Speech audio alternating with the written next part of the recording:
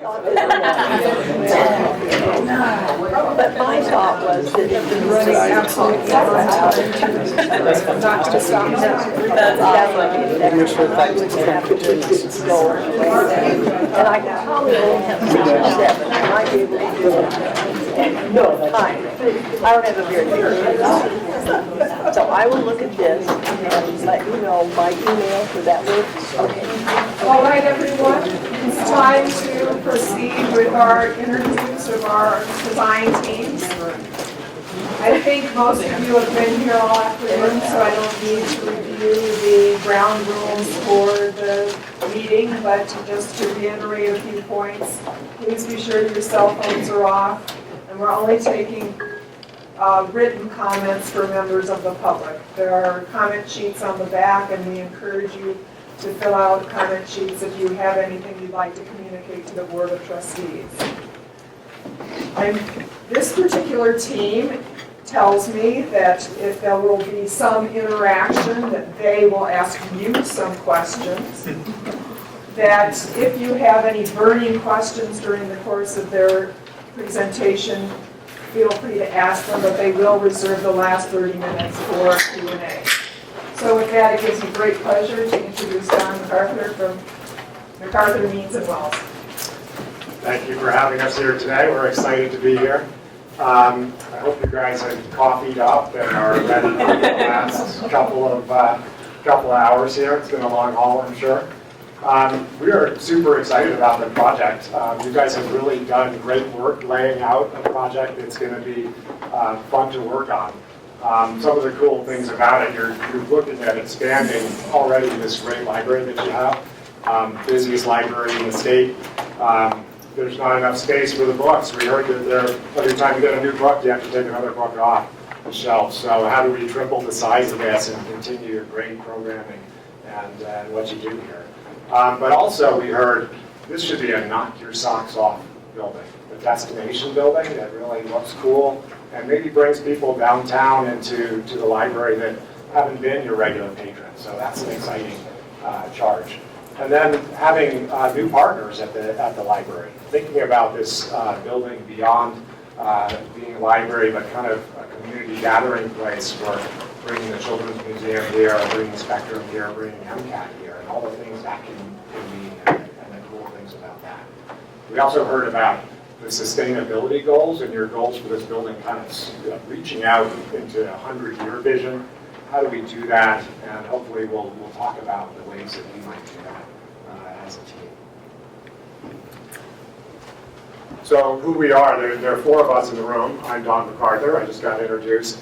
The 4 of us here are the folks that you would likely, the building committee in the future would likely be contacting directly and dealing with directly. That's why we're here, so you get a sense of what it's like to work with us, hear us, and hear how we talk about it. So my role, I'd be the principal in charge of the project.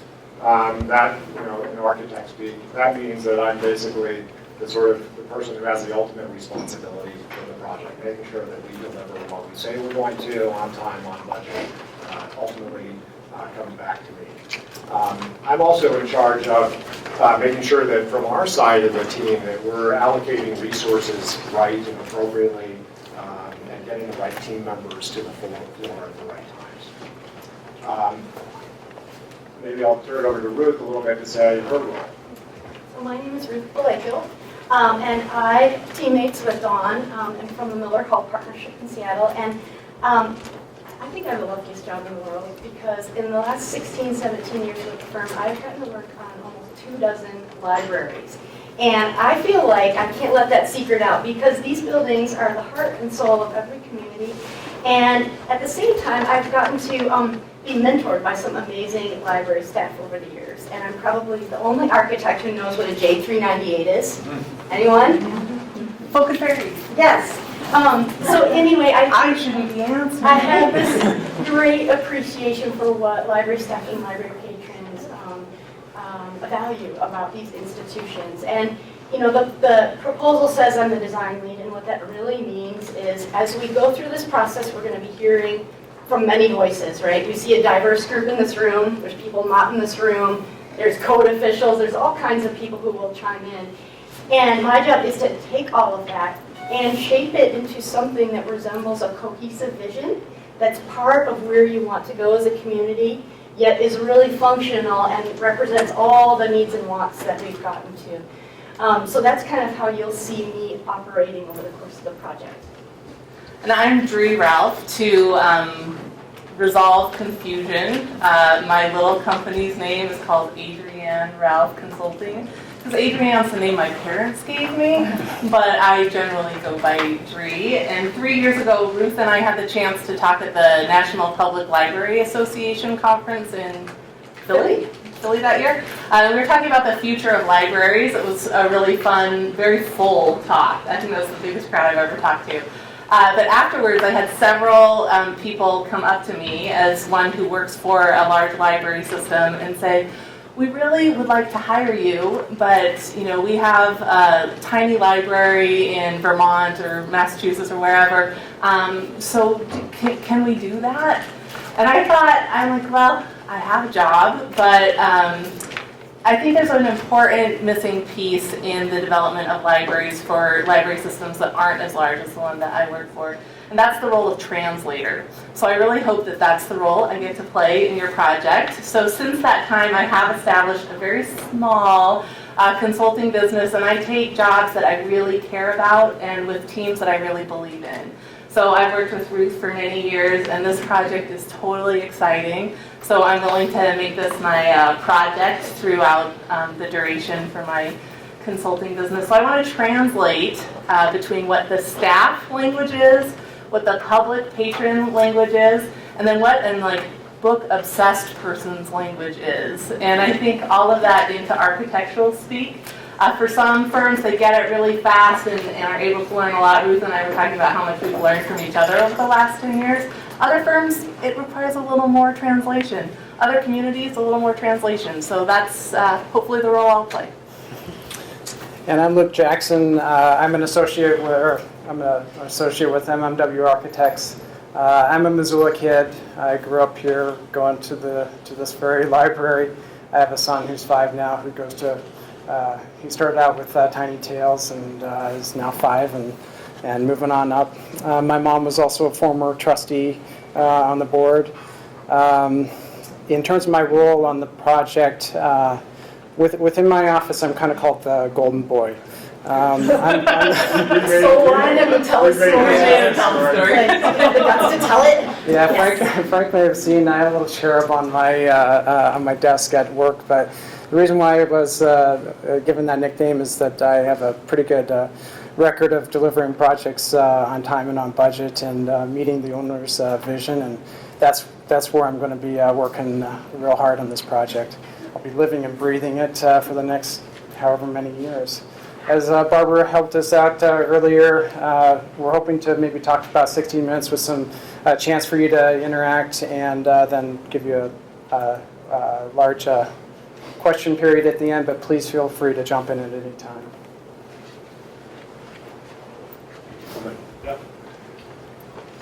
So why this team that's in front of you? How did we partner up? Why did we call up Ruth and say, hey, we'd like you to be part of our team?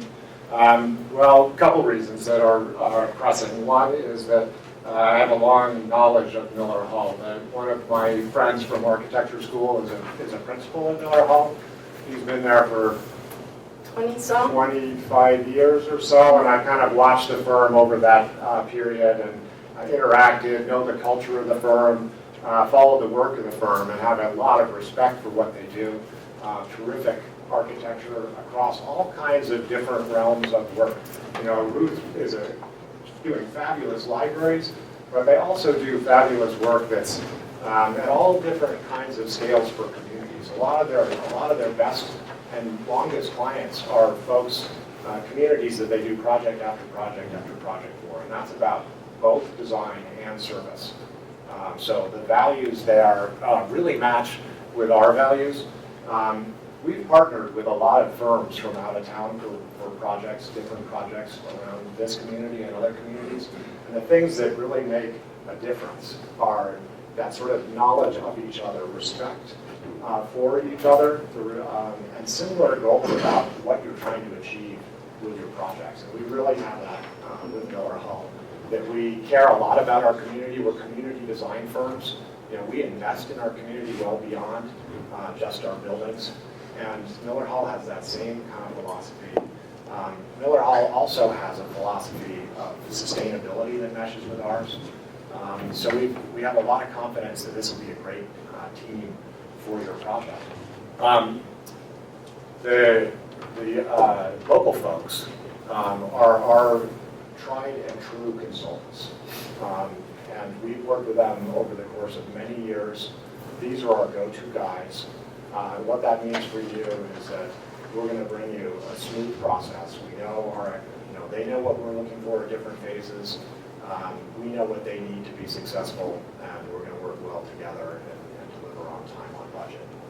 So with that, the last sort of thing I'd put away is that this is we put the map up here just to say that we are really a pretty local team. It's an easy one-day trip to go to Seattle and back. And so it's easy to get Ruth and Dree out here. It's easy to do WebEx and other things to coordinate our team. It's no issue to have design going back and forth between us. And we work on software, I'm kind of in the weeds here that I shouldn't be, but we work on Revit software that allows us to collaborate on the actual drawings in real time across 500 or 600 miles apart. So Don touched on this a little bit, but one of the things that I really love about Miller Hull and MMW is that the employees and the firms are really passionate about the communities that that we live in. We obviously live in some beautiful areas, and our firms invest some time to get our staff together and give us a chance to interact in the outdoors and help us build some further relationships with each other that way. We also care about the community in terms of volunteering. The bottom right side is Clark Fork River cleanup there. And each one of us up here serves on a volunteer board just like you do. We understand that everyone in this room has a full-time job, and this project is going to be another component that is added to your full-time job. So one of the things we wanted to talk about, just give a little introduction to, is our understanding of Missoula. I mean, it's fundamental to this project that it fit Missoula, that it be a library that it's specific to this time and place. And so I just wanted to tell a few stories about the things that in my experience in Missoula, I think Missoulians share generally. First thing is people really are passionate about the outdoors. Whether it's the Clark Fork River cleanup, and our rivers and streams, or our hillsides, the beauty of the landscape and the sky above. People are here, lots of people are here for that reason. So that informs our design and thinking.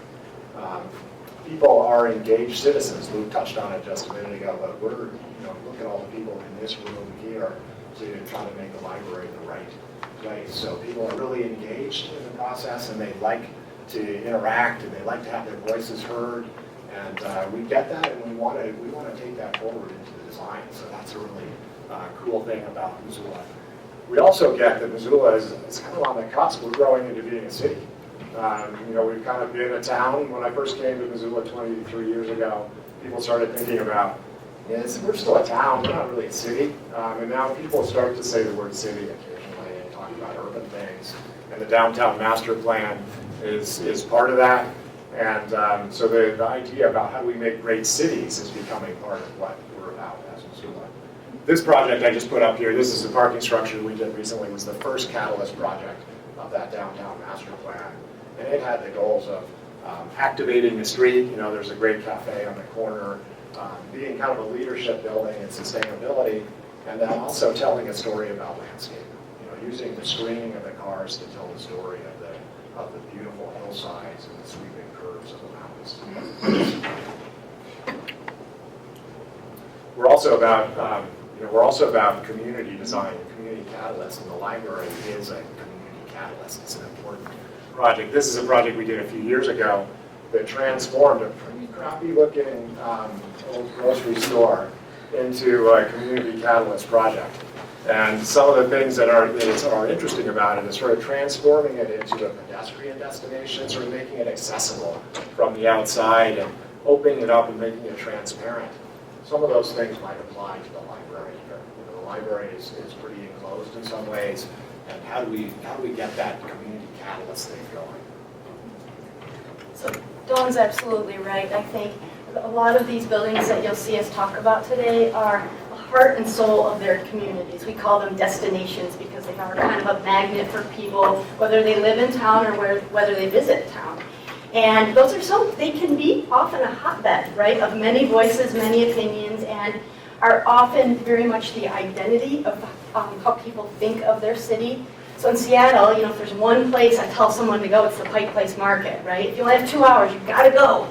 And so we are currently working at the Pike Place Market, and it's one of those projects you're like, oh my God, we have to do it, but it's going to be a juggernaut because we're knitting together our oldest landmark, right? And this new 2015 waterfront. And our project is the hinge that brings them together. And we're working with the British architect, the city council, the historical folks, the market stall people. And yeah, that's no problem. No, it's no problem. But I think the love we have with these projects is understanding that these are part and parcel of how people view themselves and their community. And the architecture needs to step up and help that happen.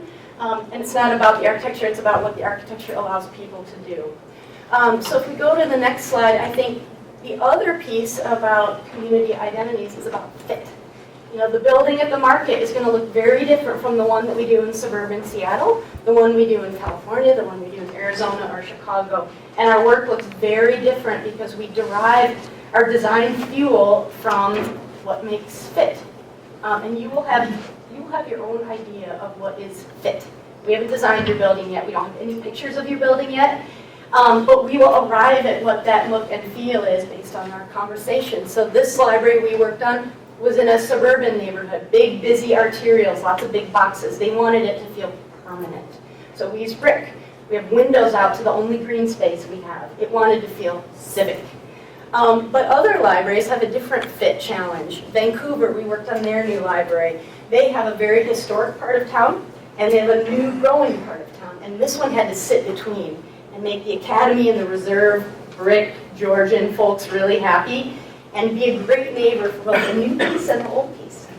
And then when we worked on the library in Powell River, they had this amazing waterfront site on Desolation Sound, right? Wow. The only kicker was that there was about a 30-foot drop between the street and where the building needed to go. Just a small, just so big. 3-story situation. So there's an immediate access question. How do you get people from to and fro? How do they walk there? What if they aren't as mobile? How do they park? And then once the building's down there, because it wants to be all on one floor, it's a library, that makes a big difference for operations sake. Once you get down there, can you even see the library from the road? Does it have an identity? Does it have visibility? How does it bring light in? Is it buried in? And so you'll see that that particular puzzle generated its own interior that's very unique.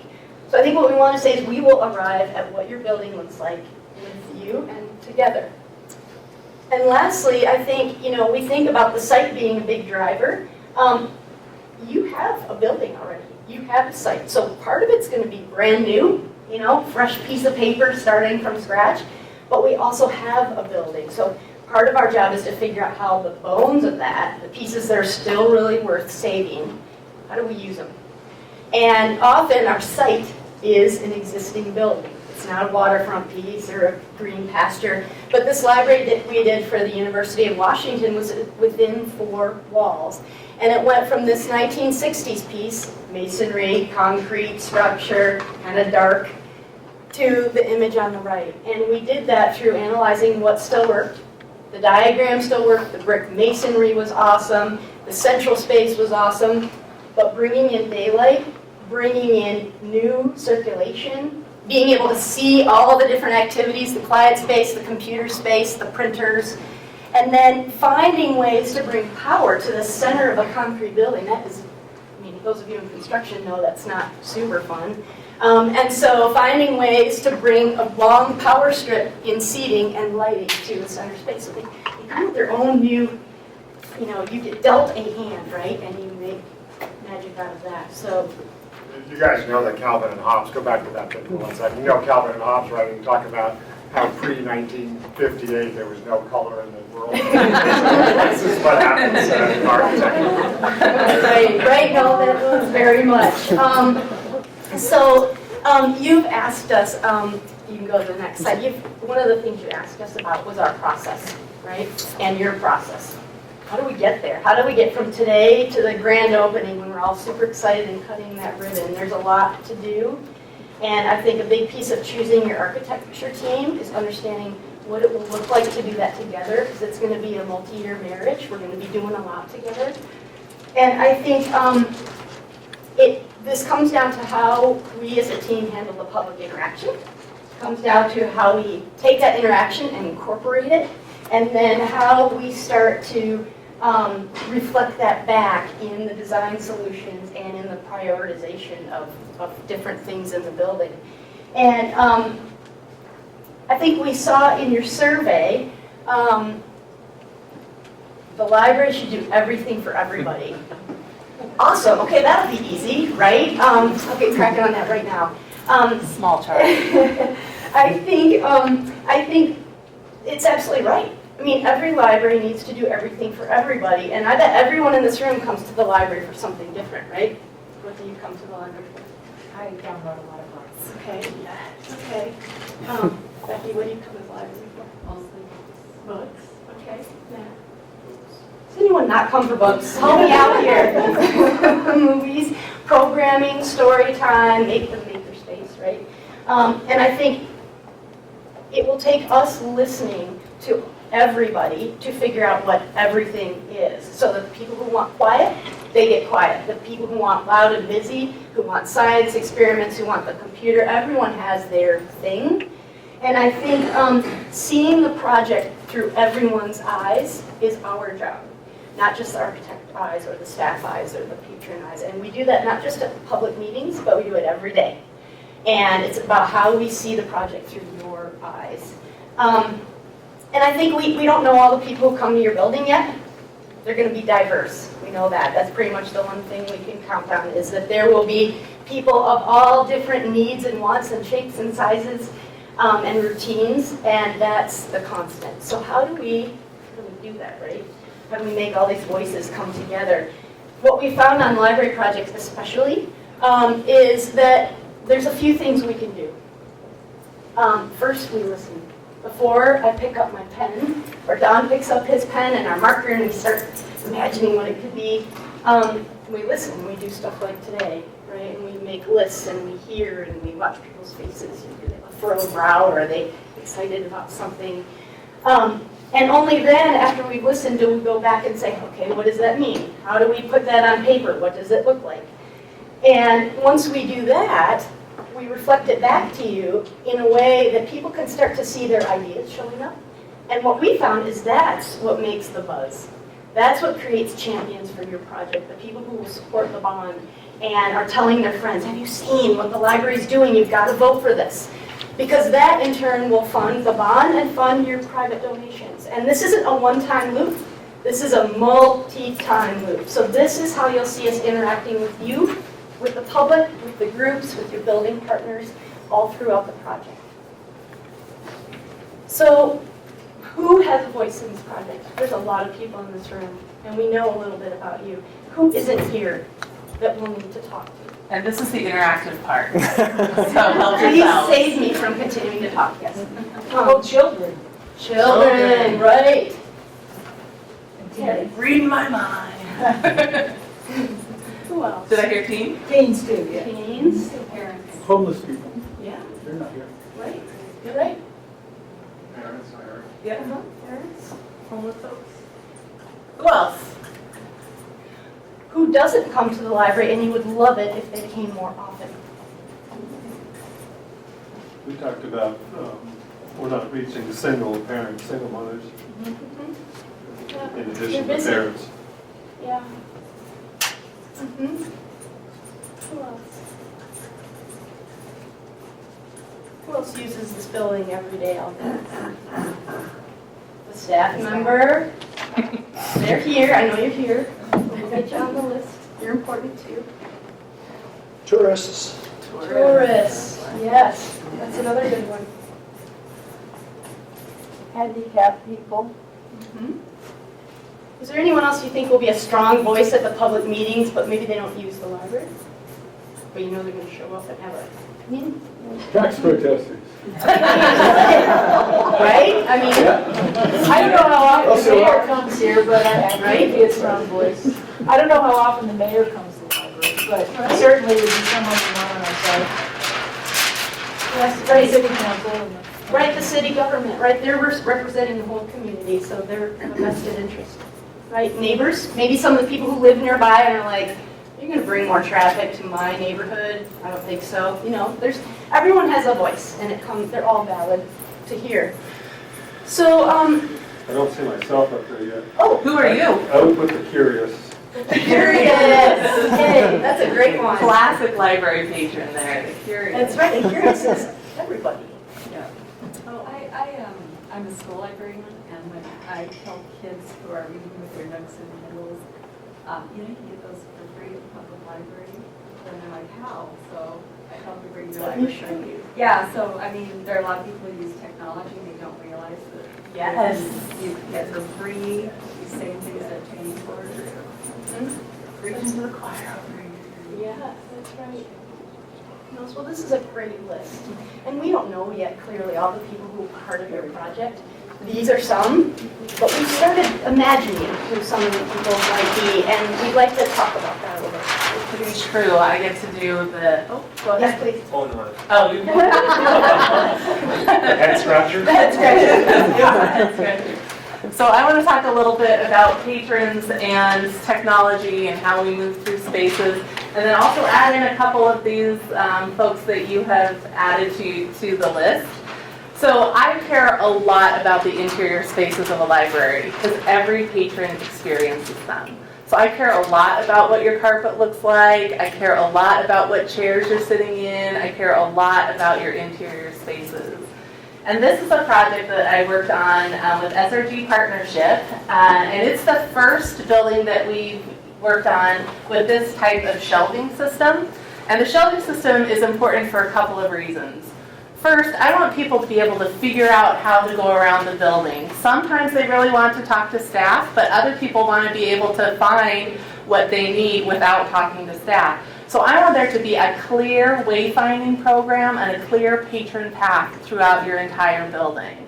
And I think how you set up your books and collections and other things, how we integrate some partner situations can help with that. In this case, we also developed some new shelving, and the shelving allows us to put screens in the shelving because the growing technology, the fact is you can check out a book on hardcover, you can download it, and sometimes people want to do both or either or. And people need to know that you have these resources. I mean, I was super impressed when I went and saw how many apps that you have for your library. Like, you're already thinking in a very progressive way about library delivery and services. So now we want your buildings to help reflect that on the inside as well. In the next slide, it talks about that technology piece, but it also talks a little bit about another patron that none of you mentioned, which is your older patron, perhaps, who still loves books and can't see to the very bottom row. So I really care about how your library is lit. Who does facilities in this room? Who cares about facilities? In charge? Okay, got some facilities folks. So we get three major complaints. We get the complaint about noise, we get the complaint about light, and we get the complaint about temperature. So if we can solve that light complaint, and you never have to hear that one, and you're only dealing with the temperature issue, and sometimes the noise issue, although we can help that through zoning too, we're doing a good job. That's right. And I think Drew's right, these kind of space characteristics are really important, and providing a variety of space in the building so that everyone finds something is really key. And so creating a variety will be something we look to do with you. So some people like to be part of the hustle and bustle, a tall kind of active space where you see lots of things happening. But then some folks like to come and have a quieter, smaller space. Maybe they have views outside and they can have a quiet conversation. And maybe other folks want to be part of the bustle, but kind of at the edge, maybe sit next to someone but not really talk. So there's all kinds of space implications that play into what people want. There's some neat things about the textures and the images of Miller Hall's libraries too that attracted me to them, about natural materials and the use of color. And I think those are things that fit Missoula, about how do we bring the light in beautifully and light up these great natural materials. And then somebody mentioned the children. We have to think about the children. They're some of our strongest users during the day. For them to be lifelong library users, we really need to help them learn the early literacy skills in that 0 to 5 age before they're ever even reading, and the library needs to be part of that. And I think that the library is a fun place to go and not just a boring place. Exactly. Yeah, exactly. And that actually brings this slide Yeah, to mind. exactly, which is exactly what I was going to say here. So this is a library that Dre worked on. That these are little. This is a children's area, and this is little cubbies for children with the, the light above the little seated area, and scale for the child. And I could totally imagine my kids spending a lot of time in there and climbing around. Exactly, just having a little bit of whimsy in that kids area and making those little reading nooks for not only just children, but also children and their caregiver. Somebody mentioned the parents of children. Sometimes I think about children when we think small scale, which is important, but with the caregiver, they're hauling around the diaper bag, the stroller, sometimes multiple children at a time, sometimes the grandparent is with them. So having a space in a children's area or near a children's area that's for the caregiver to sit on their laptop if their kid is in looking for books, an older child, or to be really engaged in a number of ways. I've had the chance to work with museum experts and early literacy experts to come up with actual interactive activities for that 0 to 5 age to help with the early literacy piece. And I was impressed when I went upstairs. You all have done a lot of that with the magnets and other things. But really incorporating that into the physicality of the building, I think, is really important. And then the teens. We must talk about the teens. I went to one public meeting and they requested that we move the teens outside in the parking lot. And I'm going to have to say, no. Teens are great. They do have a lot of energy, and they do come with a set of habits and behaviors, and a lot of schoolwork has changed over time, requiring a lot of group work. So we need places in the library where they can do that kind of activities and not ruin the experience for other patrons. But I think creating spaces where there is an individual identity for the teens, where there's some interesting furniture that hopefully adults, unlike in this setup shot that we took, that they won't always use.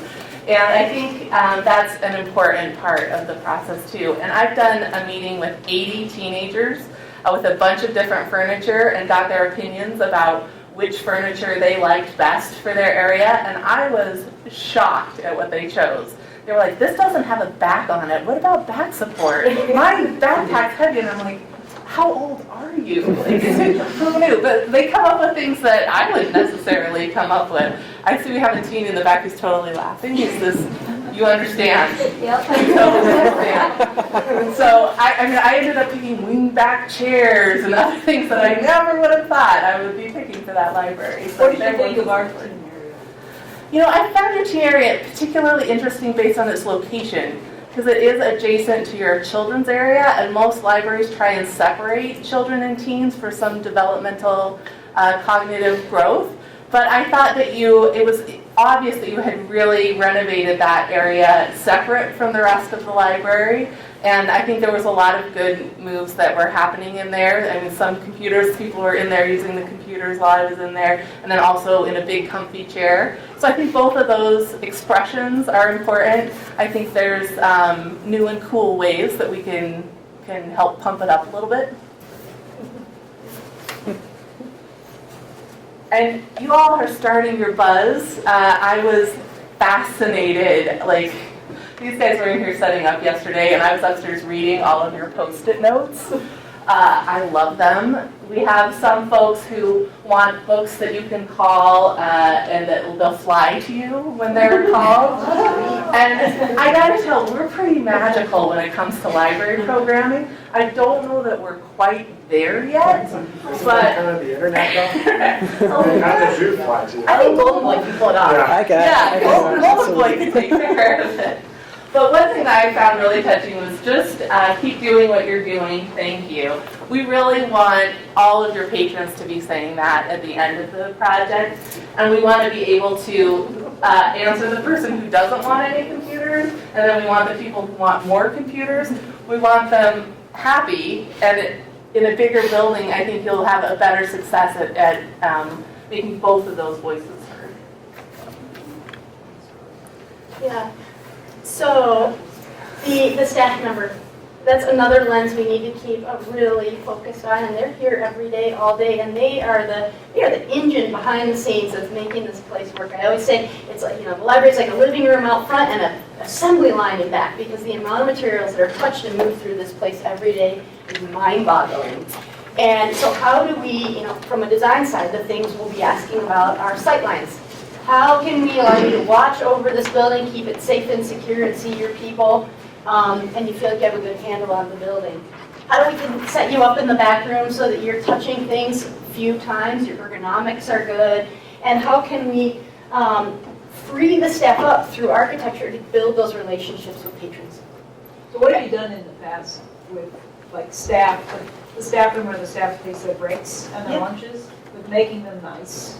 I mean, have you done that in the other libraries that you've worked on? We have.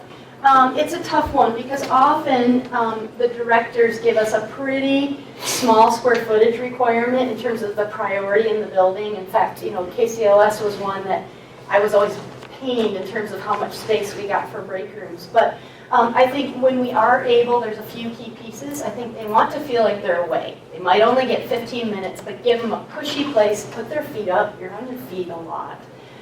Give a view outside, and give it a little bit of awayness from the workspace.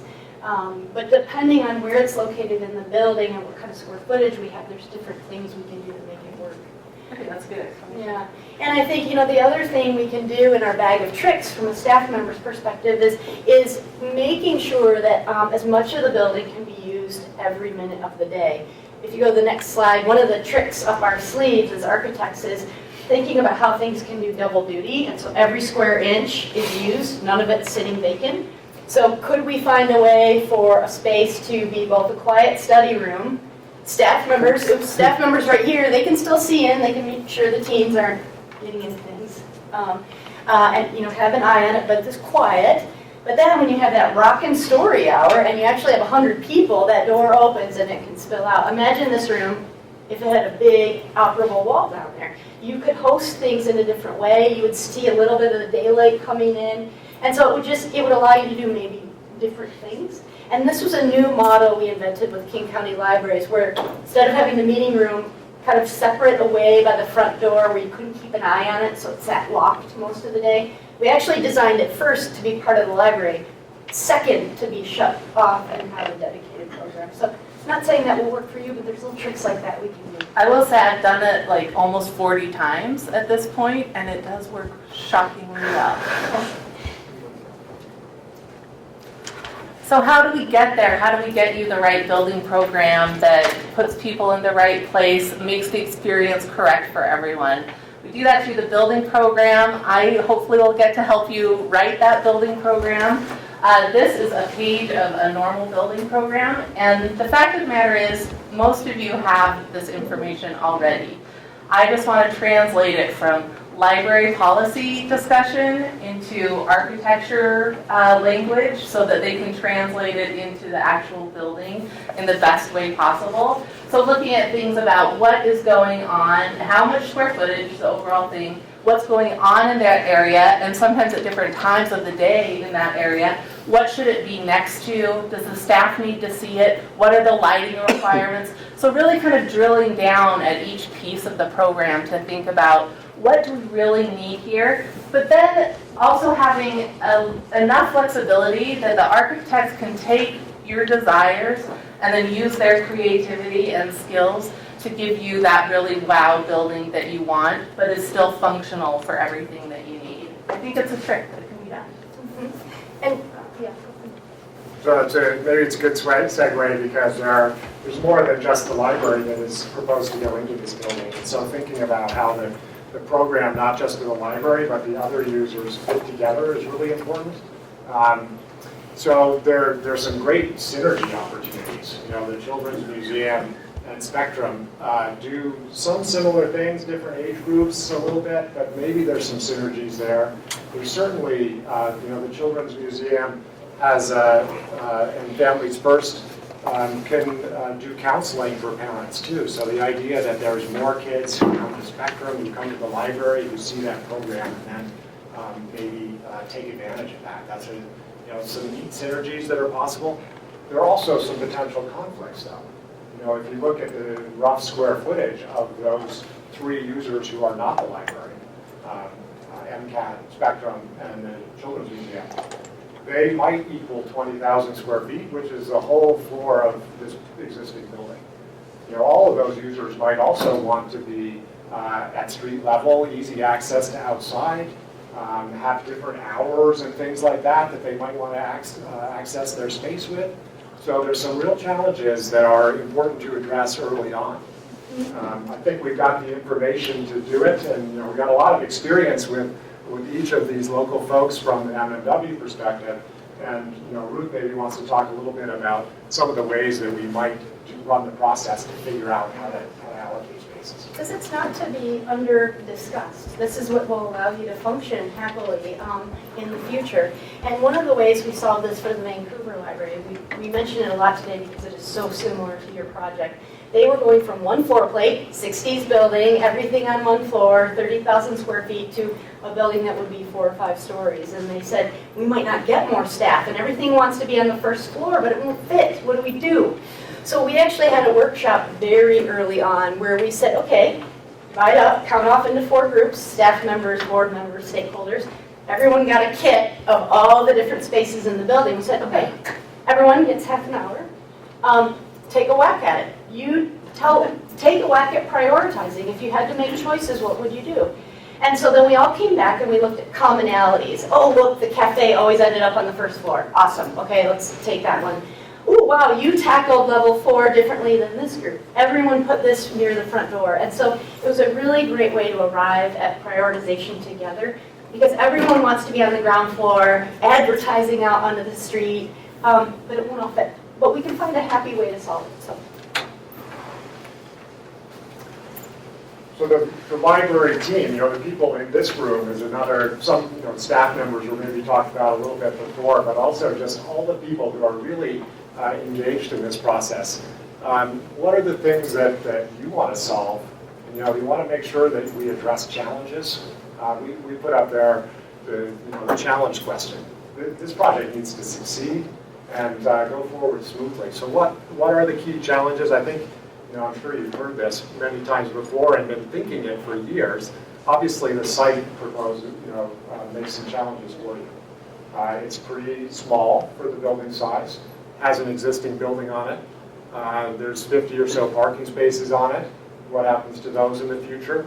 It's the drop. What were you saying? There's, I forgot, 7 feet or something between from one side of the building to the other.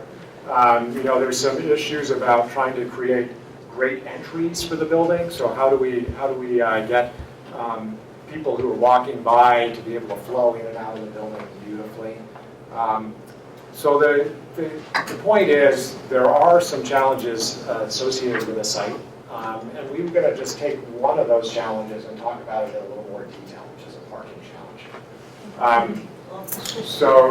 Again, the Post-its that I was obsessed with.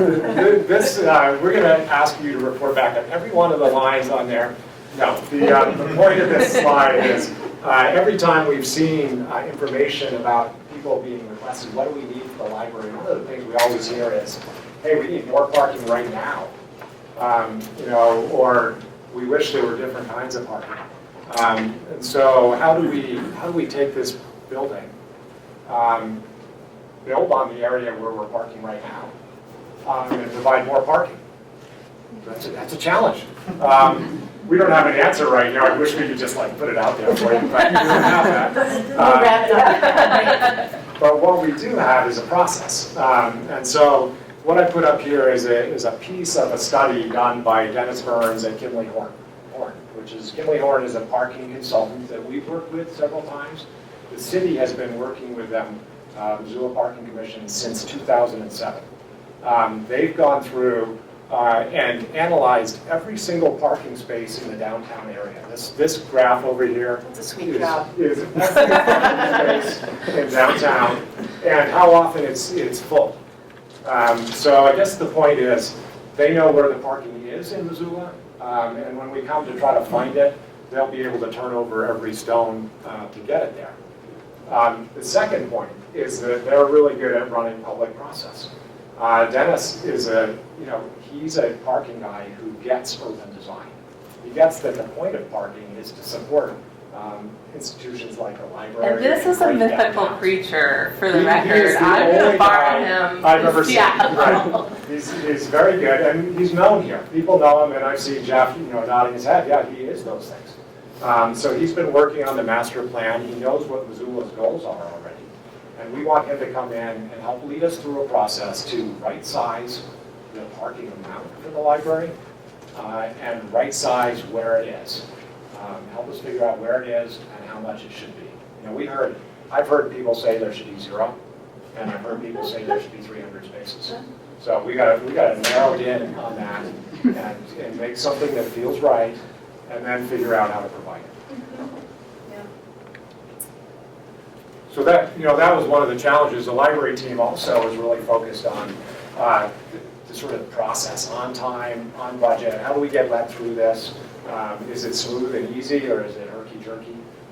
We're laying out the process here just to show you how we keep it smooth and easy.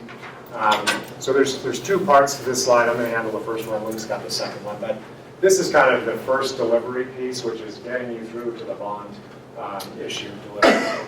And there's more parts to what we need to do. Gather information and develop project goals. That's right away. Develop and refine schematic design. That means, what does a building look like, and how do we solve those questions about the adjacencies of different uses and what's on what floor.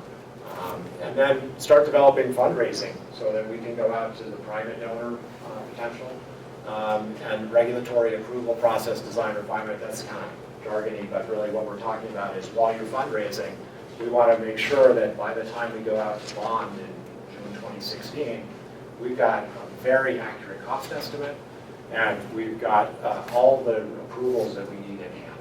We might need to rezone the site and things like that, so that stuff would happen in that regulatory approval process.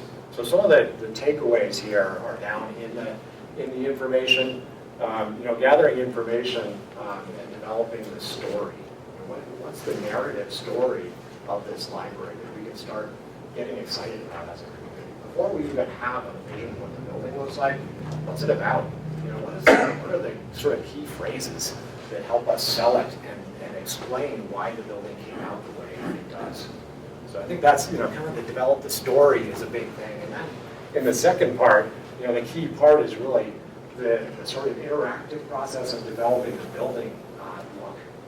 We take that story, we come back with options, and we work openly with the community and with all the partners to try to take the best ideas that everyone has and meld them together into a really cool building. And it's not just, it's the skill of it is not just taking a little of this and a little of that, but to take a little of this and a little of that and make it something beautiful and whole in itself. So that's sort of the second piece. And then you asked in your questions, when do we get the model? We get the model that we can sell to the community in the fundraising package. That's when the beautiful graphics start coming out and really can sell what it is. But I think that's enough to be going on. So would you have that before the bond issue then? Yeah. Absolutely. So the bond issue is way out here on the far side. And we're thinking that way back in this phase, which is 6 months or so before the bond issue, we'd have graphics. So the community, we'd have time to develop the bond process and tell that story to the community with those really beautiful graphics. we'll talk about that a little more today. So yeah, so Don just took us through the bond issue election, and assuming obviously it passes, I'm going to take you through the rest of the project phases. So at the end of the bond phase, you'll know the budget. You'll have a vision of the project, and we will have already meshed out the schedule for the rest of the project. So there's kind of so across the top here is time, obviously, and then across the bottom are the first two pieces relate to drawings. It's architecture speak, design development and construction documents. What that means is that we are further refining the drawings to get a really tight construction, really tight drawing package together to take out to contractors. The best way to manage budget and schedule is to have a nice tight drawing package together. The next two pieces here are bidding and construction. This is where your vision becomes a reality. And then finally, post-occupancy. That's where we're quickly addressing any warranty issues, and then we come back in and we check with you just to make sure that the vision has been met, and talk to you about how things are working and try to make some adjustments if there are some problem areas. You know, one of the philosophies of MMW is that we're not done even at the end of warranty period. We expect to hear from you 10 years down the road when you're like, what was that carpet? We're trying to match that. That's part of what we do, and the advantage of having us on the team is that Luke will probably still remember that exact carpet. Bradshaw, blah blah blah. But we'll find that information and keep being a partner for you as you make this. And you can ask them in the grocery store if they want That's anytime. This is where my golden boy attributes really shine. And I just want to dive into a couple pieces here a little bit further.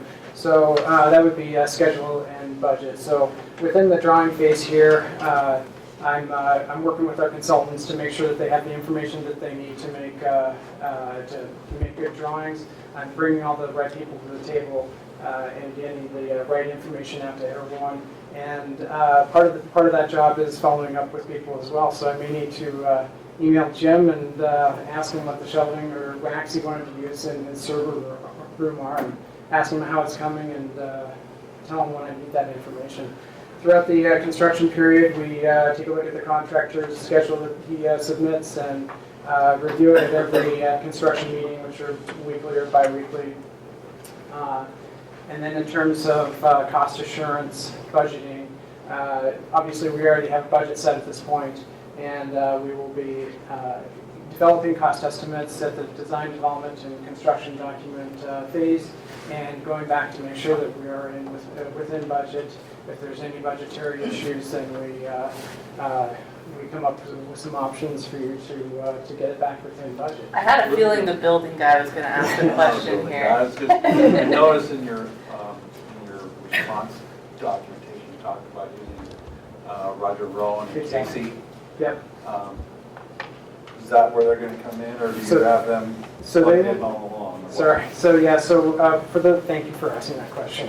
So Roger Rowan is, for those of you that don't know, he's an industry-leading cost estimator in the Pacific Northwest. He has offices in Spokane and Seattle, and he's a part of our team, and he will be with us from day one all the way through. So he will be helping during the initial design phases, developing the cost estimate, and then even post-bond, we're going to be using him to develop cost estimates and vet cost estimates, and then after they're vetted by the design team, we'll be bringing them to you. Almost the most important parts about having someone like Roger on board are the early phases, not when we're all dialed in as to what we're doing, but before that, so we get it right in the scoping right in the beginning. So that's where Roger's really great, is that we can test out schematic design ideas with him, and if we come to you with 3 or 4 design options, he will have laid out some really good, thorough estimating for those options, so we can see what the relative costs are. Is it worth spending a little extra to get this extra amenity? So he's a great resource. Absolutely.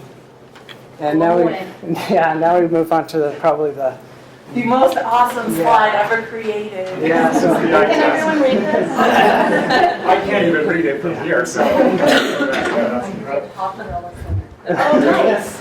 So I need to make this interesting for you, basically. So what This is a treat. Yeah, exactly. So what this is my nuts and bolts thing that helps me make sure that the budget is being met during construction. So what this is for the Poverello Center in Missoula. I was the project architect on it. Across the top are each one of the pay applications from the general contractor, and then down the left side are the schedule of values and change orders for the project. So a schedule of value, in case you don't know, is for pieces of the building such as mechanical systems, doors and windows, pieces like that.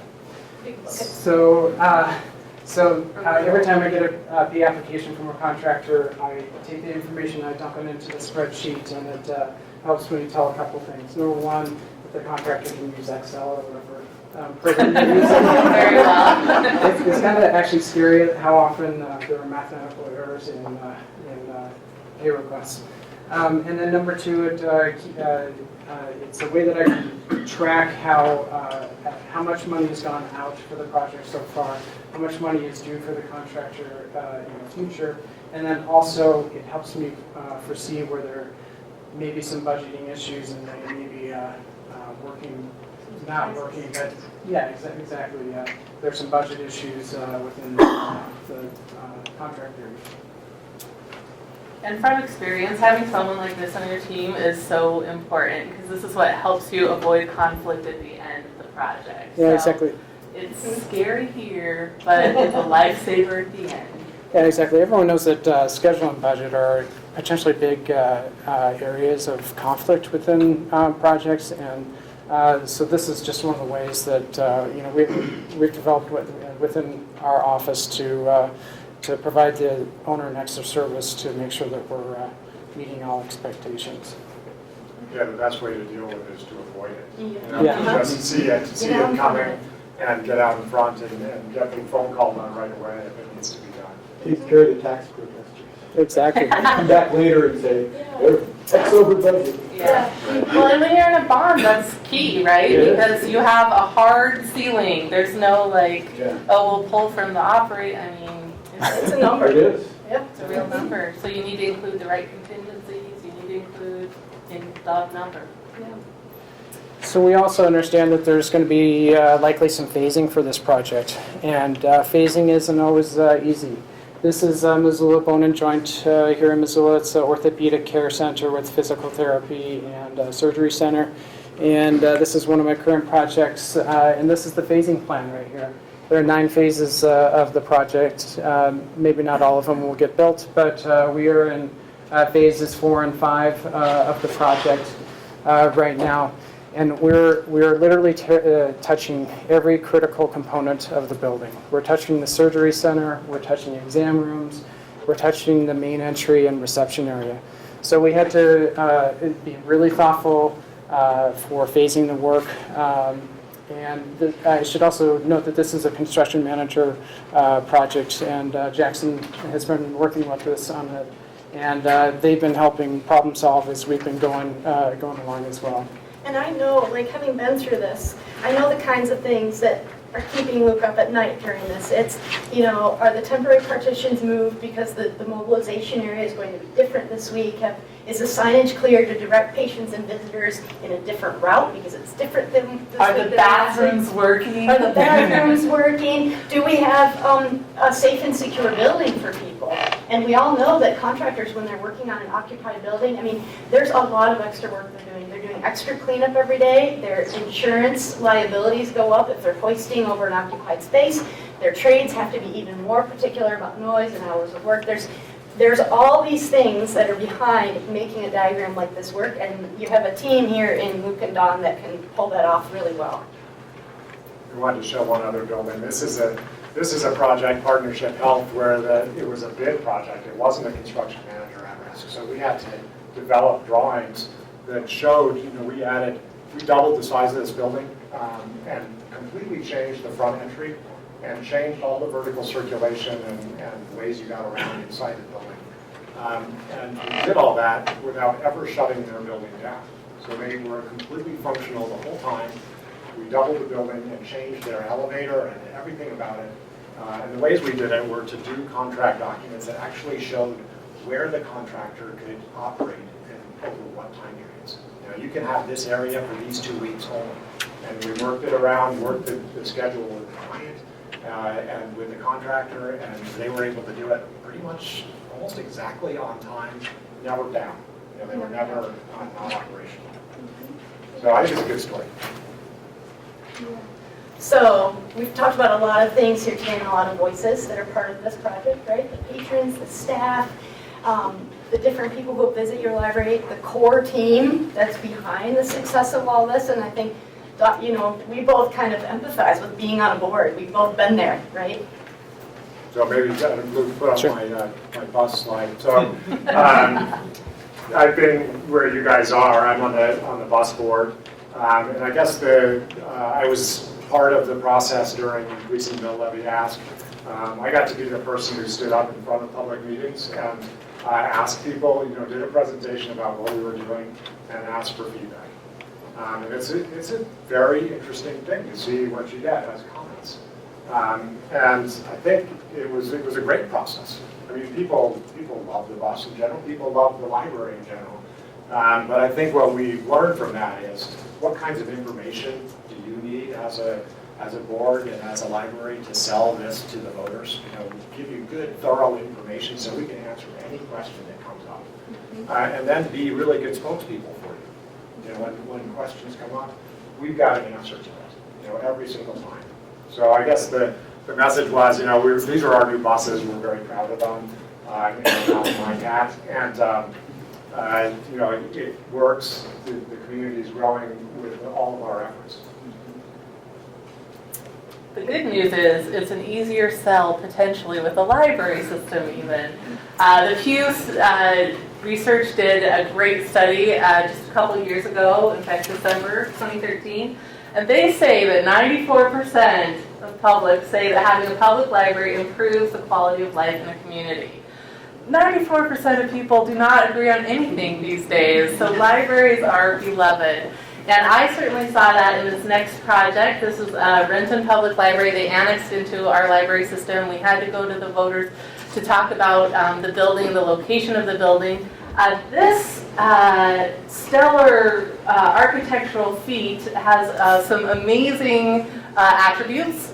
It's over a river. It has some amazing limitations. Yes. We do think those are evident. Yeah. But Ruth and her team helped us put together the information to go to the voters. Yeah. I think we'd love to talk more about fundraising and deliverables during the Q&A because we all have a lot of experience and some examples that we could get into more detail with. But this is just one project where, devising the right messaging for the community so that we could end up with a successful project that's about to open in June. And so we won't spend a lot of time here delving into the different things about deliverables, but please ask us about that during the Q&A. One of the images we created early on. And it almost looks like this, and I think the tourists will visit this library and see the salmon running down the river. Yeah. I think the big piece about talking points that you were saying could be about stewardship, right? Yeah, well, we wanted to put up the image. This is Miller Hull's Bullitt Center, which is been termed the greenest building in the world. It's a really cool building in Seattle, and one of the things that's neat about it is that I guess you already said this about the did you say that? So it has PVs on the roof that completely power the building. All the water that is used inside the building is gathered by rain catchment on the site. So it doesn't need anything from outside of its own site. We do have a little more rain. Yeah. It's harder to do that here, but And it was a market rate building. It's easy to throw a lot of money in a building and make it do all these whiz bang things, but the founder of this foundation helped start Earth Day, today's Earth Day, and his big mantra was, this needs to be doable. If no one else has done this in 10 years, we've failed. This needs to be a market rate office building. So that is possible. So it doesn't have to cost more. So it doesn't have to cost more. It does have to be designed in from the very beginning of the conception. And so we did a little bit of work just thinking about your building. We got some energy bills from Jim for your existing library. And what we did here is we put, this is how much money over here that you spend annually on energy every year. So right now you spend roughly 70,000 bucks on energy per year. And what we did is we looked at some scenarios over time about how could we triple the size of this building and get close to spending the same amount of money per year to run it. You know, buildings, if you look at their overall cost over their lifespan, 20% of it is in first cost construction. 80% of it is in operations. So it makes sense to look at the long vision and think about how to keep those operation costs down. So, you know, if we just took our existing building and made it 3 times as big, well, we're going to spend over $200,000 a year in energy costs. You know, just square footage, multiplying it up. This is what LEED would require. You know, this is what code would require right now. And even there, we're spending, you know, $140,000 a year or so, almost double what you're spending right now to do this building. Each color in here represents some of the major loads in the building. We sort of split that up too between lighting, you know, pumps and fans. That's really providing your cooling mostly, and then space heating needs, which is mainly provided by gas right now. And so you'll see over the time that our engineers were looking at this not just in terms of, well, how do we make it more efficient, but also where would we make it more efficient? You know, you can see that the lighting bar gets smaller and smaller. We think there's a lot of possibility to really do better lighting-wise. But we don't think there's as much possibility to make a big difference in plug load. You know, that's things you plug into the wall. Probably not as many ways to do that. We could, you know, we could do laptops instead of as many computers and inline servers and things like that. But so the point was, okay, if we're trying to end up over here, what does it take in order to do this in terms of leadership and energy design? And you know, what we thought, this is as high as our engineers thought we could do practically. And this is sort of thinking, well, we'd still be around 100,000 bucks a year with total state-of-the-art systems.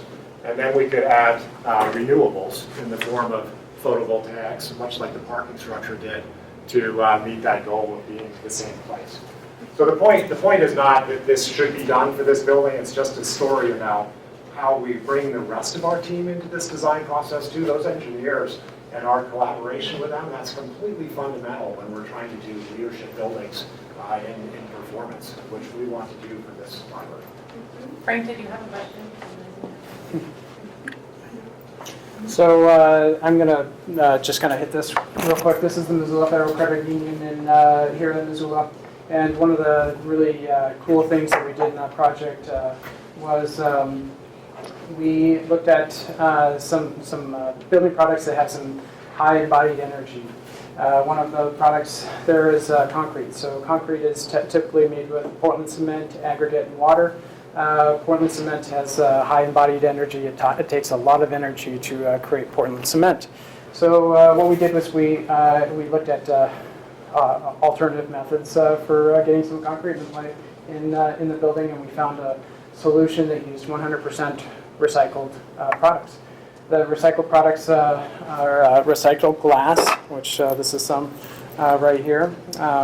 And in order to get glass in Missoula, this was in 2005, 2006, we had to do a glass drive. We don't have very good. Were you there? Got our glass. Exactly. We got there. People have been So storing much their glass glass. that they Hoarding it? People have all this glass in their garages. You know, Yeah. they just had never been able to throw any glass away, so they had to use Because, you know, they used to recycle it. Yeah. So Exactly. we just got in the habit of. Yeah, separating it. Exactly. So we helped organize a glass drive, brought over some equipment from Helena, and pulverized the glass, and that served as our aggregate. In terms of replacement for the Portland cement, we used fly ash, which is a byproduct. It's a waste product, basically. And you have some here And we have some here as well. I was going to sprinkle it around the room and make everyone kind of freaked out, but you know, the owner in this case had pushed us to make the greenest building possible, and what we did was we took that to heart and went as far as we could. This was the first LEED Platinum new construction building project in Montana, and definitely a leadership project for Missoula. I love the way that you show inside what you did, like the jeans for the installation, where Yep. people can get a look. And I had never been in there before, like a couple months ago. I was just impressed by how it shows how you did it. Well, yeah, and one of the I'd like to do that here. I mean, I think it'd be absolutely that this building for the credit union is the most visited building of all their branches, and it's a lot of the curious people that come in and wonder what's going on, and people from out of state come to visit it as well. So. But really, the libraries are a learning institution. It's a great chance to do that. As one who cares about facilities, one of my favorite art projects we did in our library is we did one that was installed under a raised floor.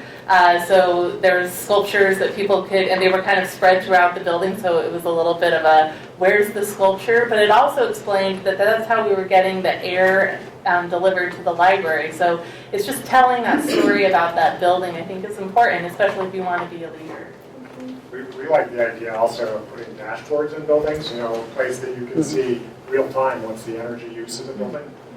So it's another way to sort of tie that story of energy efficiency and municipal leadership, back in. It kind of makes sense that libraries are places of education. Let's use our building as an educational tool to, do the interpretive things about the blue jeans on the walls and also tell the story about how much energy the building's using and showing that story. So in closing, we've talked a lot about the different voices that will be important drivers for this project, but there's one that we haven't talked about yet, and it's the one that's not here yet. It's Luke's kids' kids. It's the people who haven't moved here yet, the people who haven't been born yet, the decades of use that will come after we are gone. And we're designing for them too, right?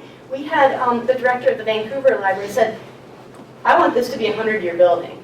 Not just that it's still up and structurally sound, but it needs to be vibrant and used and flexible and not feel like this thing we're stuck with. And he said, people come during the first month, right, when we're new and cool, but I want them coming back again and again and again and again. So this was like our first meeting. We're like, ooh, okay. No problem. No problem. But there's some really critical things in the architecture you can do to support that inspiration. You can make big floor plates without a lot of obstructions. You can design the column grid so it fits a shelving module, 4-foot aisles, 2-foot shelves. You can set up systems that are easy to plug and play. You can make mobile staffing stations. There's all these things in architecture we can do to ensure that this building is part of your community for decades. And I think we've already been hearing in Vancouver, go to the next slide, that we're getting that feedback. It's been open for 4 or 5 years now.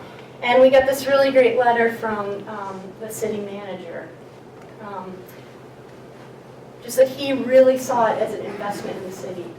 It's spurring economic development, it's bringing people downtown, it's showing how proud the community is of itself. And I think when we talk about pride, I really hope that at the end of the day, at the grand opening, that these next 2 women come to. But you're all wearing these shirts. That's right. This was at one of my openings. It really did happen. But we'd love to open it up to Q&A. There's so many things that I know we didn't quite get to, but are really exciting things to talk about. And you've stuck with this all afternoon, my goodness. So thank you. So questions? I'll start. Don, you did a good job with the talking about the parking and the struggle, and thanks for being on the bus. That's good. Is the architect has taken your inches and expanded beyond the building to think about parking, but I'm not hearing anything about beating that problem with non-motorized transportation. I know at least 2 of us rode our bikes today. Yeah, absolutely. And what would be the architect's role in promoting, developing, encouraging? How can that be designed into the facility to move the culture to where it really needs to go, at least for 1 and 2 have? You bet. I mean, the transportation demand management, the sort of thinking about the whole system of getting around on foot or bikes or by transit or by car or by scooter or by skateboard or whatever it may be, absolutely essential to our thinking. And certainly part of the planning for parking is to think about what can we reasonably provide through demand management. The bus line goes right by currently on both sides of the library. Probably when the streets go two-way, which they're going to fairly shortly, the bus will likely go onto one or the other of those streets. Certainly, there's high frequency on that. That's going to be a great way to make the case for why we need less parking. On the other hand, parking, there are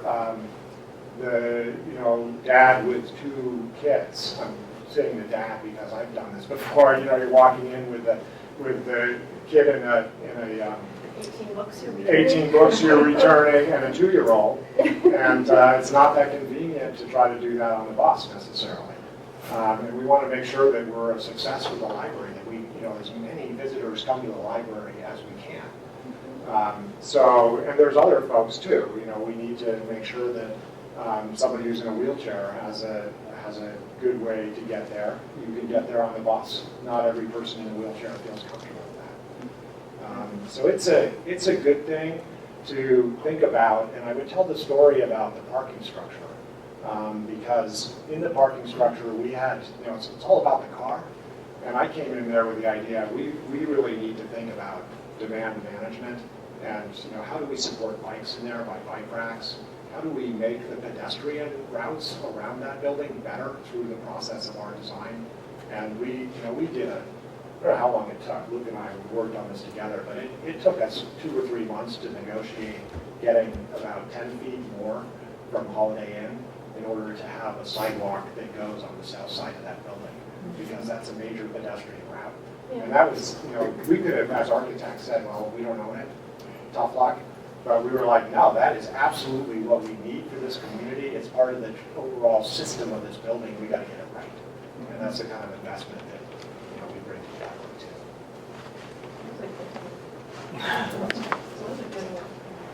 Yeah, in the back. You talked about the furniture for the teens. Have you had any more thought about what the teen and little kids areas would be like, and how they would look? Would they be cozy, modern, or open? I'm so glad that you asked that, because I joke with the architects that I always ask this question in interviews and no one ever answers it right. So I hope after building 30 libraries I can answer the teen and the children question right. With children in their areas, I think it's very important that we look at color. You talk to children's librarians, they talk about how important that is. I can't tell you how many architects want to have black carpet, so we only look at the building. But the kids are on the carpet, so I want to think about every level of design. I want to think about their floor plane. I want to think about where they're sitting. I want to think about the tables that they're on. And then I want to think about the lights that are part of their experience. And in that experience, there needs to be some whimsy. There needs to be some fun. That's how they learn best. So I think making that part, you saw the kids on the red birds. Those are actually dodo birds, which are kind of fun. And there's actually several different animals that I put throughout the library because kids respond really well to those. So also instilling the early literacy things as part of the experience. So we have these manipulatives in some of the buildings that I've worked in. So the kids have a routine, right? They come in, they do this game that actually teaches them how to read, and it also informs the parents or caregivers how to help them learn to read. So the kids, I think, are in some ways a little easier to design. Once you get to the teen areas, I think it gets a little more complicated because the tween area, they're probably still spending a lot of time in the teen area, but a lot of teens are in the normal library, right? So I want to make sure that teens have the technological access that they want. If they're, technology is just developing so quickly. Like to think there were cassette tapes when I first started my library thing. We don't even carry cassette tapes anymore. Nor how many books do you download at this point from your system? Rough numbers. About 35,000. So yeah, your 35,000 items a year are electronic, and that's probably only going to grow at this point. So for the teens, I want them to have a flexible enough space so that as those things turn over in library land, they have access to them and they can see what's going on. So they can know they can check out an ebook or a hardcover book. So that they, but I do want it still to be interesting and cool. So I want it to be a vibrant color too, but not the same as the children's color. I want it to have chairs that usually are a little bit lower so the adults don't like co-opt them all the time. But then I do also want them to have what they want. And kind of I've worked in about 40 communities at this point, and every teen group has kind of a little different personality. So I want to make sure that they get what they want by giving them kind of a diverse array of things to look at and then finding out what their preferences are.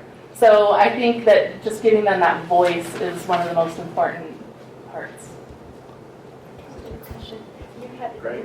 Yeah, so Donna, back to accessibility, just being able to walk here.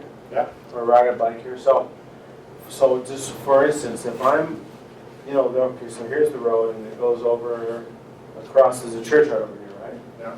Have you ever tried to walk from the church to the library? Yeah. It's bad. You can't see, the cars can't see you. Yeah. Yeah. And you have to come out beyond the parked cars. And then you're kind of in the road. Yeah. Then you've got two kids with you, right? And you're jumping on a pull-up or two. So, and then if you back up towards Romer's to Broadway, and you're across the street now by Romer's, Yeah. and you want to walk across Broadway to here, getting across 4 lanes of traffic. So that is it. Whose problem is that? Right. You're going to build a big, beautiful library, and then it's like, but then nobody can get to it. You can't get to it now unless you drive here, Right. or you want to risk your life. So how do you? Whose problem is that? Right. That's a great question. And obviously, it goes beyond the library's property lines, Yeah. right? Yeah. So if the library says, well, it's absolutely essential that we need to get across, over to the church in a safe way, we could work with the public officials to do those improvements. So I mean, that would be something That would be possible. It could be done within the scope of our project. Could we go all the way over to Broadway? It'd be possible. I mean, there's a neighborhood over there. The kids come from over there to here. So, the other thing I would say is that during this front and main conversion, that's out there right now with some pricing attached to it about how that's going to go from one-way to two-way. That's going to change the dynamic of those streets, front and main a little bit. I think it's going to make it easier to cross, actually. Well, are there going to be stop signs or stop lights? I don't believe so. I don't know the So exact. traffic going both ways now? Yeah, so traffic's going both ways. I'm hoping that somebody's going to stop for me. Yeah. So this is, there are traffic calming issues. There's the question of, is there a flashing light that we could put on there that, gives you an opportunity to, as a pedestrian, get right of way?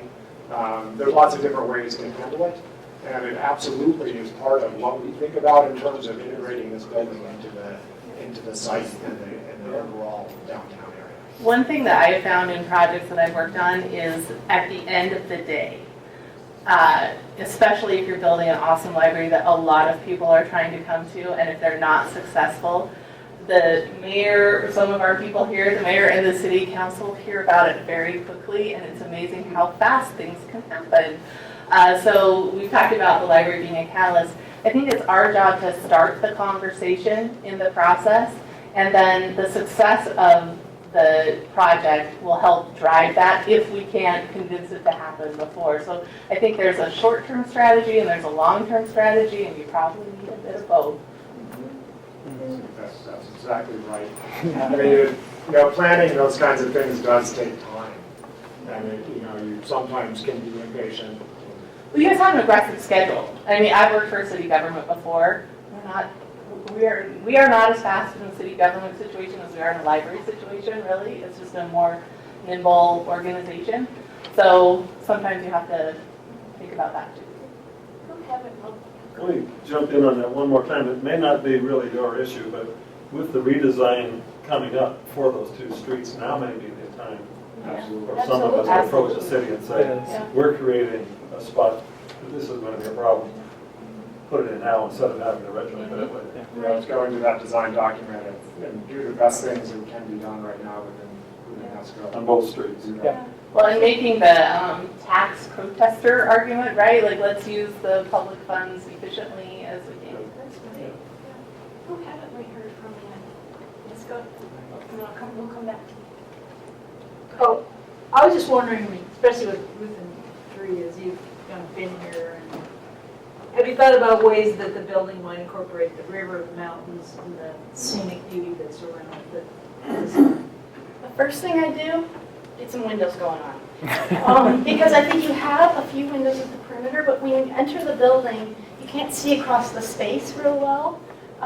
To start to take in some of not only your immediate downtown view, but you're going to have some taller spaces. You know, if we do multi-stories in this library, when you get up about, you know, above your immediate surroundings, you'll be able to see some things and they'll be beautiful. So how can we set up the view corridors, the height of shelves, the sight lines, and what do we put next to those windows to make sure that you can really use that view and enjoy it? I think that's one really kind of quick piece we can do. Yeah, and in fact, I was really impressed when I walked around your libraries. It seems like your collections are in really good order, and you're only using 5 shelves per side, even in your nonfiction collection. So we can take the height of those shelves down, and even that can open it up as we put more windows in. And the number one comment I get at every public meeting I've ever done, which is about 200 of them, literally, is people want natural light.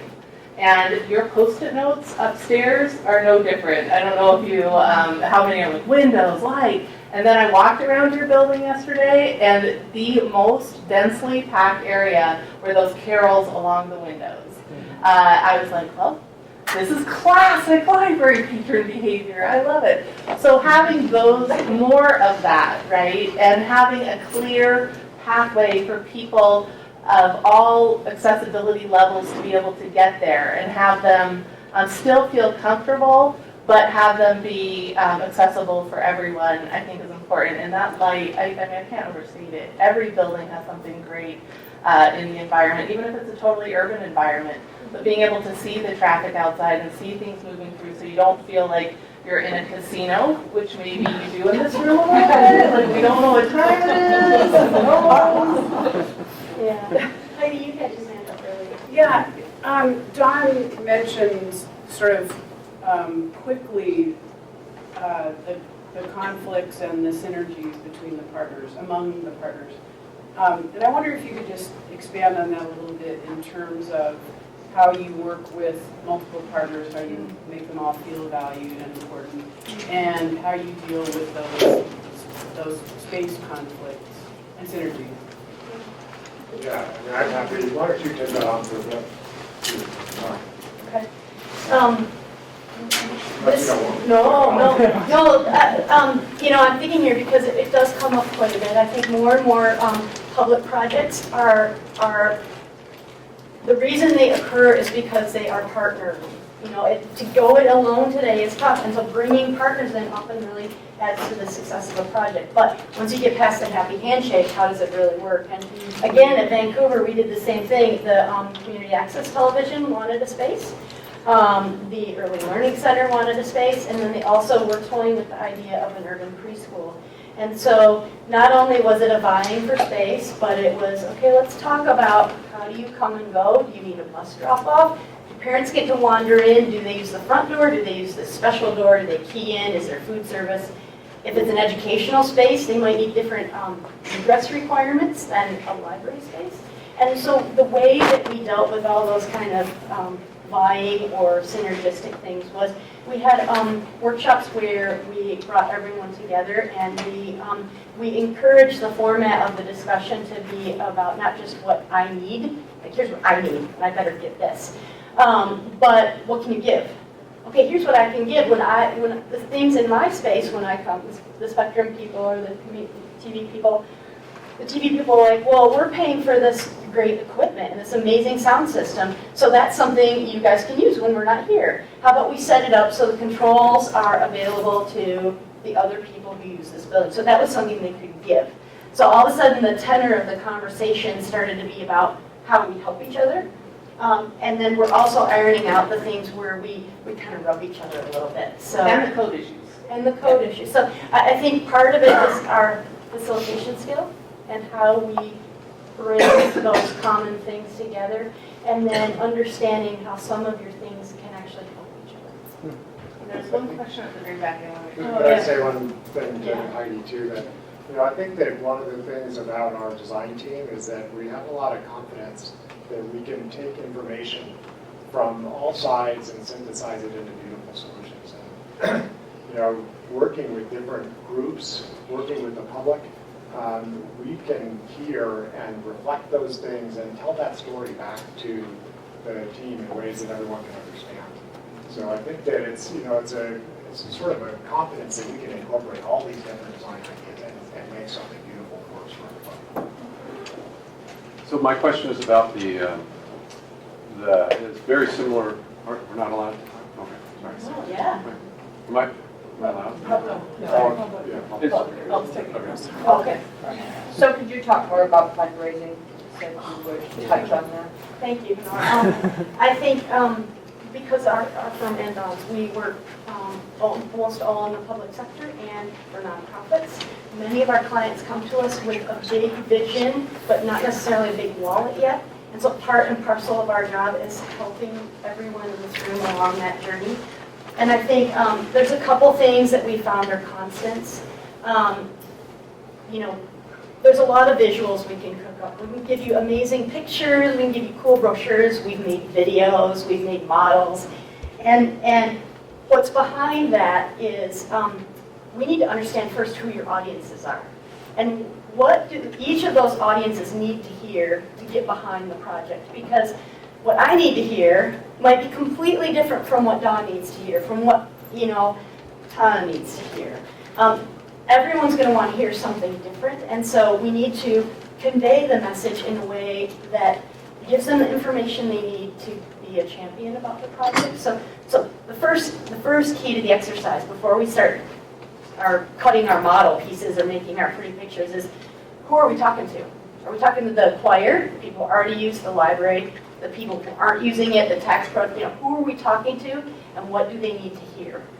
The other thing we need to do for successful fundraising is to do the due diligence. You may not show all of the due diligence to everyone you speak to, but for instance, when we worked on that Renton project that Dree mentioned, it was going to a vote. And so we needed to satisfy the city council and every single voter who had asked for everything as a public record request, all my emails, all my everything, and they were on it.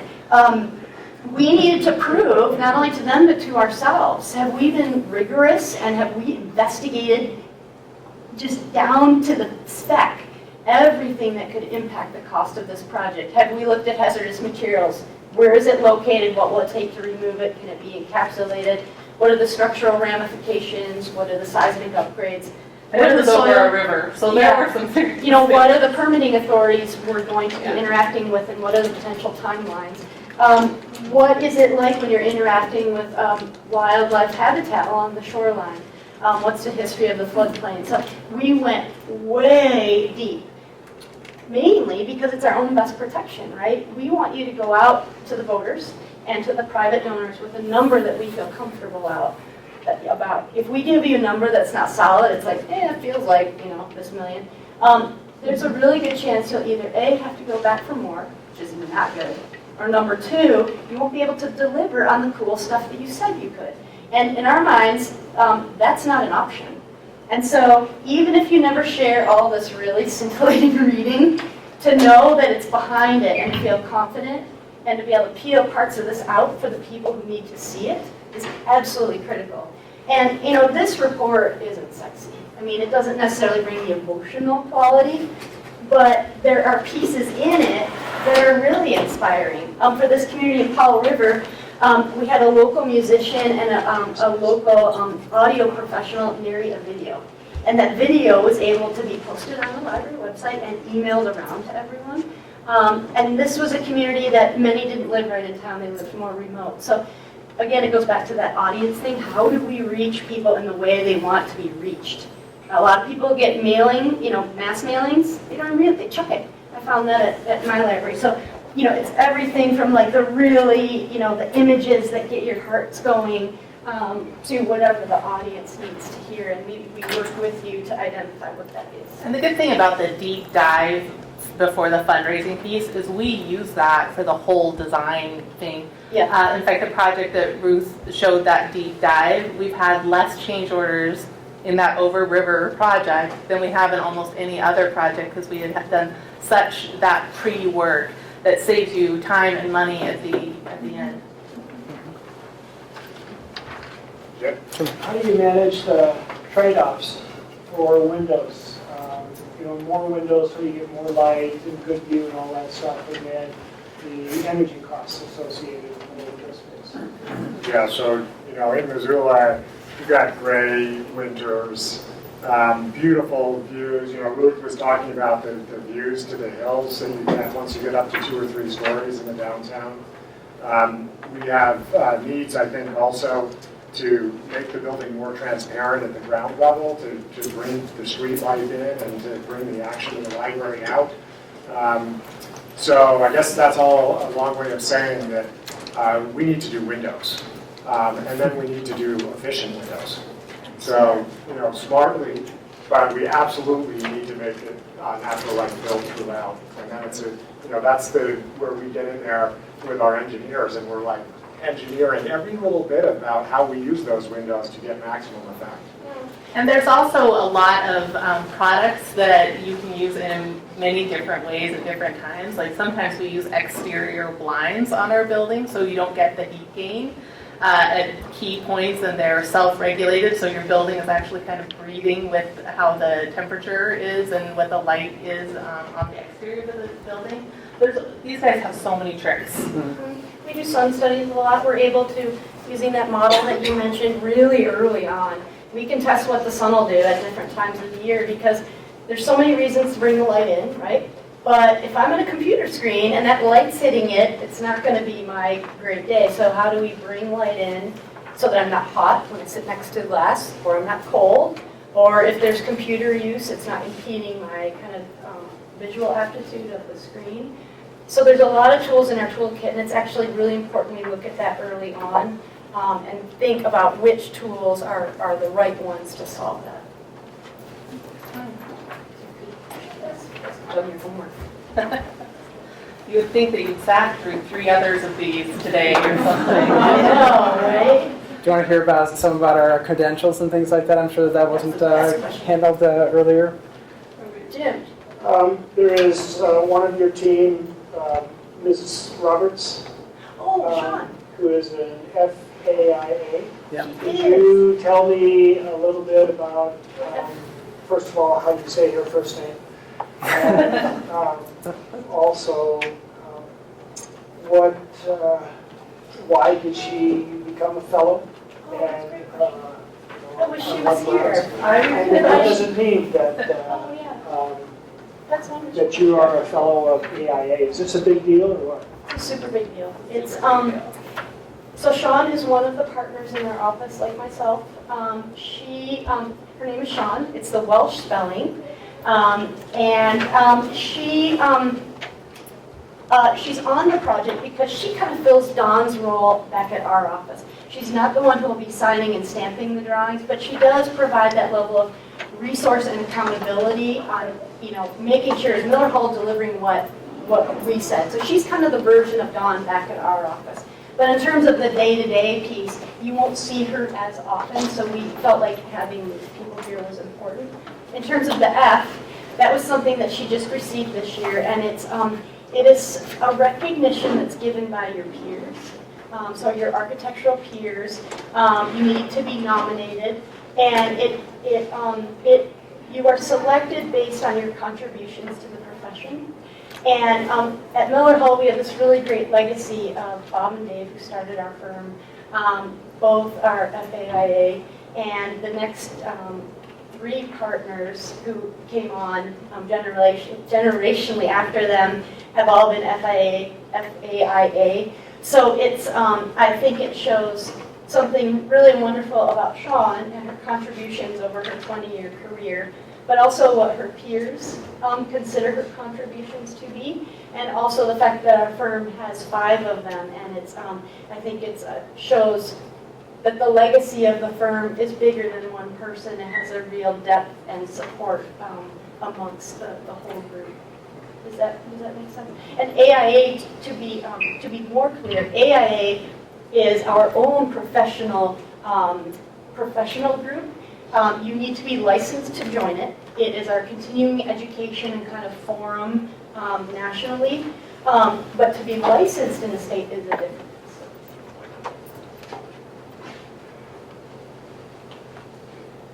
I know you know. All right. Really? Anyone else? Nothing burning? Going. Thank you all. Thank you. Thank you.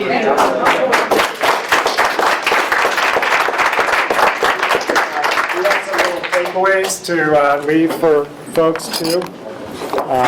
So No chocolate?